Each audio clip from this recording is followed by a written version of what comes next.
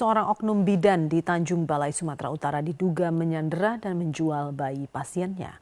Ironisnya polisi malah menetapkan ibu bayi sebagai tersangka dengan tuduhan penelantaran anak.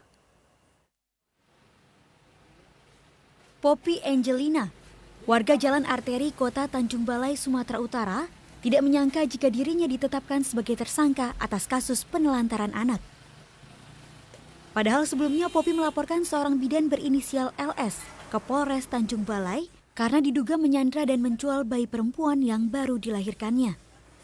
Peristiwa ini bermula pada Juli 2015 lalu saat Poppy mendatangi bidan LS untuk melakukan persalinan. Karena bidan LS tidak mampu menangani persalinan tersebut, Poppy kemudian dirujuk ke Rumah Sakit Umum Dr. Mansur dengan menggunakan kartu BPJS Kesehatan milik orang lain atas anjuran bidan LS. Namun anehnya bidan LS menagih biaya persalinan sebesar 30 juta rupiah kepada Poppy. Karena tidak sanggup membayar, bidan LS kemudian menyandra bayi Poppy. Beberapa hari kemudian Poppy dan keluarganya mendatangi rumah bidan LS untuk menjemput sang bayi. Namun bayi tersebut ternyata sudah tidak berada di tangan bidan LS. Kasus tersebut kemudian dilaporkan ke polisi. Namun kini polisi malah menetapkan Poppy dan bidan LS sebagai tersangka atas kasus penelantaran anak.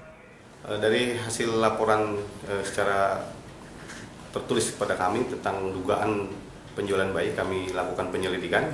Dari hasil lakukan penyelidikan kami melaksanakan gelar perkara untuk mendudukan permasalahan ini. Kami tidak kenakan terlebih dahulu penjualan bayi, tapi kami kenakan kepada pasal penelantaran anak. Sementara itu, kuasa hukum Poppy, Tri Purnowidodo, mengaku ada kejanggalan dalam penetapan Poppy sebagai tersangka. Kami akan melakukan upaya-upaya hukum, melakukan upaya keberatan kepada Kapolres, kepada Kapolda, dan tidak tertutup kemungkinan juga mengajukan upaya hukum pra-peradilan dalam perkara ini. Pemberitaan ini berharap agar semua pihak yang berkepentingan dengan persoalan-persoalan anak untuk ikut terlibat memperjuangkan agar Poppy Angelina Tasya, klien kami, ini memperoleh hak bisa dapat bertemu kembali dengan anaknya. Bidan LS sendiri hingga kini belum dapat dikonfirmasi terkait dugaan penyanderaan dan penjualan bayi tersebut. Dari Tanjung Balai, Sumatera Utara, Catur Haryono, Ferry Irawan, Metro TV.